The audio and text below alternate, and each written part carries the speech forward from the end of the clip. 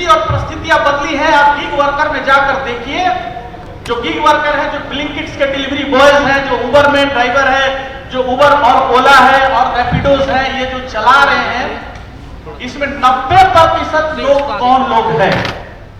गलती से कोशिश किया, संघर्ष का रास्ता चुना और दिल्ली यूनिवर्सिटी, जेएनयू जैसे, आईएम जैसे, आईआईटी जैसे संस्थानों में एडमिशन लेकर पढ़ाई करने का काम किया और अपने मेरिट के बदौलत नौकरियों में जाने का काम किया, तो उनकी कारें उनसे बर्दाश्त नहीं होती है। वो जब शादी करने जाते हैं घोड़ी पर चढ़कर, तो वो भी उनसे बर्दाश्त नहीं होता है कि जो पिछड़ी जातियां, जो दलित जातियां थी, जिन्होंने अपने आप को आर्थिक तौर पर मजबूत करने का काम किया, और वो गांव में जब बुलेट या फॉर्च्यूनर खरीद के घूम रहे हैं, उनको हाथ को काटने का काम कर रहे हैं ये लोग। आज आप जाकर देखें नरेंद्र मोदी जी की रैलियों में, तो जो सवर्ण जातियों के जो लोग हैं, वो ऐसे रैली में आगे खड़े होते हैं। सोशल जस्टिस के मुद्दे को 100% लागू किया, वो आज विकसित प्रदेश बन गए। लेकिन जब आपको कुर्सी दी जा रही है, तो वहां न्याय करिए। अगर नहीं करेंगे तो उखाड़ कर फेंकने में भी हमें देरी नहीं लगेगा। आज स्थिति और परिस्थितियां बदली है। आप गिग वर्कर में जाकर देखिए, जो गिग वर्कर है, जो ब्लिंकिट्स के डिलीवरी बॉयज हैं, जो उबर में ड्राइवर है, जो उबर और ओला है और रैपिडोज है, ये जो चला रहे हैं, इसमें 90% लोग कौन लोग हैं? लेकिन जो सीईओ बैठे हुए, चीफ एग्जीक्यूटिव ऑफिसर, इनके जो लीडर्स हैं, वो कौन लोग हैं, ये हमें बताने की जरूरत नहीं है। उनमें 97% अमीर लोग हैं और 3% गरीबी उनसे बर्दाश्त नहीं होती है। लेकिन आपके और हमारे समाज में 97% गरीब लोग हैं और 3% जो अमीर हैं, जिन्होंने गलती से कोशिश किया, संघर्ष का रास्ता चुना और दिल्ली यूनिवर्सिटी, जेएनयू जैसे, आईएम जैसे, आईआईटी जैसे संस्थानों में एडमिशन लेकर पढ़ाई करने का काम किया और अपने मेरिट के बदौलत नौकरियों में जाने का काम किया, तो उनकी कारें उनसे बर्दाश्त नहीं होती है। वो जब शादी करने जाते हैं घोड़ी पर चढ़कर, तो वो भी उनसे बर्दाश्त नहीं होता है। अभी हाल फिलहाल की ऐसी आपको सैकड़ों घटनाएं मैं पेपर में निकाल कर दिखा सकता हूं कि जो पिछड़ी जातियां, जो दलित जातियां थी, जिन्होंने अपने आप को आर्थिक तौर पर मजबूत करने का काम किया, और वो गांव में जब बुलेट या फॉर्च्यूनर खरीद के घूम रहे हैं, उनको हाथ को काटने का काम कर रहे हैं ये लोग। कल ये आपको अधिकार नहीं दे रहे थे, और आज जब आप अधिकार छीनने लगे, तो ये हिंसा को उतारू हो गए। तो हिंसा का जवाब आपको भी और हमको भी सजग होकर, जो जिस भाषा में समझेगा उस भाषा में समझाने की भी जरूरत है। लालू जी ने एक बात कहा था कि तबला बजेगा धीन धीन और एक एक पर बैठेगा तीन तीन, तो इस तरीके से नहीं कहा था। उसके पीछे का बहुत बड़ा लॉजिक था। और इसमें जो लोग ये बात लालू जी पे कटाक्ष करते हैं कि लालू जी सामाजिक न्याय के मसीहा नहीं है, परिवारवाद के मसीहा हैं, तो मैं उनको एक खुल कर बता देना चाहता हूं कि अगर लालू जी नहीं होते तो मैं यहां नहीं बैठा होता, आप यहां नहीं बैठे होते। मालिक और सामंतवाद के भेद को उन्होंने खत्म किया। जब पहली बार मुख्यमंत्री वो बने और एक गांव में जब गए और मुसहर टोली था वो, तो वहां लोग आए, गाड़ी रुकी, तो कहे कि मालिक, तो लालू जी ने बोला कि मालिक नहीं, हम आपके सेवक हैं, और ये जो देख रहे हैं डीएम ना, ये आप ही के पैसा से लेते हैं पैसा, और आपके सेवक हैं, मालिक तो आप हैं।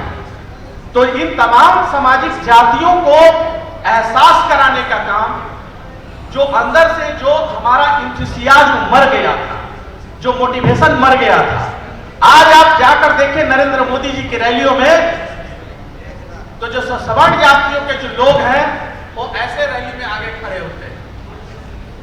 और सामाजिक दबाव का ये देखिए किस तरीके से चलता है सिस्टम, कि मोदी जी की रैलियों में, चाहे राहुल जी की रैलियों में, एक दलित और पिछड़ा ऐसे झुक के खड़ा हुआ है।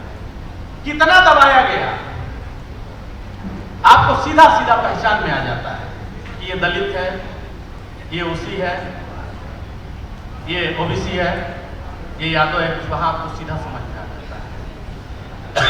क्या कारण है कि आज भी यूनिवर्सिटीज के जो प्रोफेसर्स की जो अपॉइंटमेंट्स हो रही है, उनमें हमारी आबादी नहीं बढ़ रही है।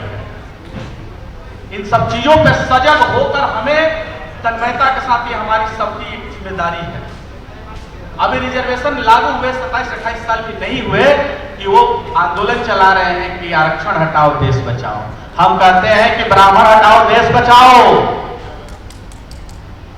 हम कहते हैं कि इनको सिस्टम से हटाओ।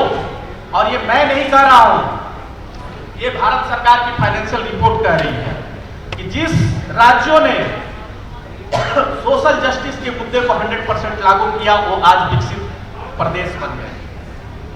चाहे वो तमिलनाडु हो, चाहे वो तेलंगाना हो, या चाहे आंध्र प्रदेश हो। आपको जानकर यह आश्चर्य होगा कि तमिलनाडु में एक भी सवर्ण सांसद नहीं है।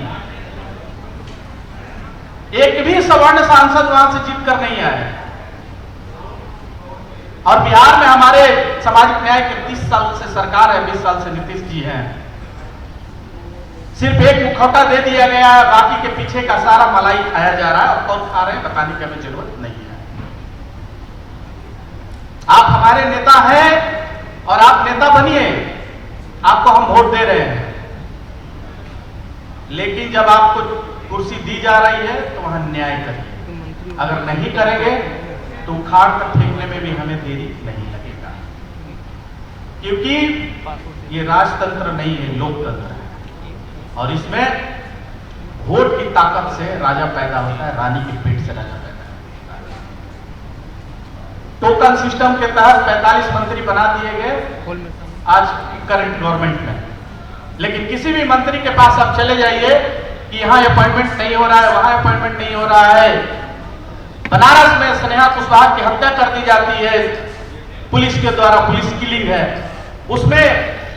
वहां केशव प्रसाद मौर्य से लेके तमाम उप मुख्यमंत्री और मुख्यमंत्री, लेकिन कोई भी सरकारी महकमा ये जिम्मा उठाने को तैयार नहीं होता है कि इसको सीबीआई जांच कराई जाए या इसमें कोई इंक्वायरी बैठाई जाए। तमाम आंदोलन हो रहे हैं।